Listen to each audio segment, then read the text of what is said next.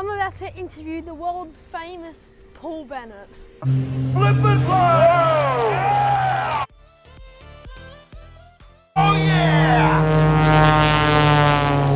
Have you ever had like an engine failure during a show? I'm at the hangar of Australia's most well-known aerobatics pilot, Paul Bennet. He's literally at an air show right now at Lake Macquarie, and he's about to land back here in 10 minutes. Can't wait to have a chat with him. Let's see what's inside his office. Hey guys, I'm in Paul Bennet's office right now, and this is all his trophies. He's won Australian's Unlimited Aerobatics Championship twice. He's been on the front page of Australian Pilot magazine. He does formation flying, and this is his Wolf Pits Pro. He doesn't only just fly aerobatics aircraft, he also flies warbirds. This is a Cessna 02. It served in Vietnam. Here's his other pits. This is his Grumman Avenger. He can even fly inside his own office. They're coming in to land right now, and they just did an air show down Lake Macquarie. They did some formation flying, and here comes the first one. And here comes the famous Paul Bennet. I want to interview him right now because his heart's still probably pumping. Hey guys, Be Snappy here. I'm here with the famous aerobatics pilot Paul Bennet. Thanks Paul for chatting with me today. No worries, mate. You just landed from an air show. How was it up there today? Actually on the venue down at Lake Macquarie, the weather was quite good, but on the way there, not so good. So what happens if you're like doing an air show and then it starts like bucketing down?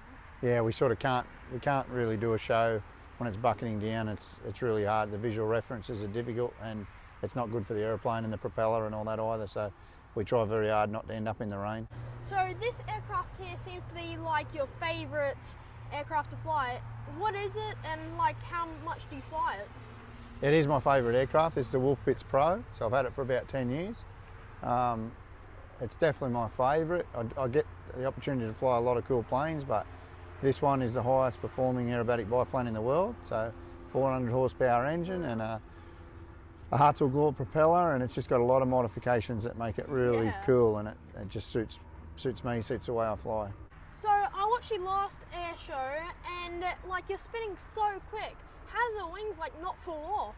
Well, it's very light, but it's built very strong. So like the wings you can actually pick up with your hands. If you take them off the aeroplane, they're quite light. It's one of the big advantages of a biplane against a monoplane, but it's actually extremely strong.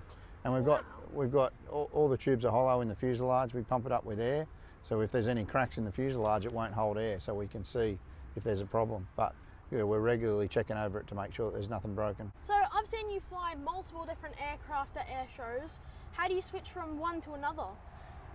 Yeah, that takes a bit of practice, to be honest. The trick is to be current in all the aeroplanes that you fly. Yeah. So at that Central Coast Air Show last weekend that you went to see, I was flying the Wolf Pits Pro, so I flew that 3 times. Once with the flag, once as a solo, and I did the bike jump, did the wall of fire, and also with the Sky Aces. Yeah. And I also flew the P40 Kitty Hawk and the Spitfire. So I was very current at flying the P40 Kitty Hawk and the Spitfire, and I also actually flew the Avenger on the Sunday as well. So in one of your tricks you did, you were flying sideways, and a motorbike jumped over you. How did you do that? Yeah, well, that's just practice, I guess. We know the timing, we know the distance between the ramp.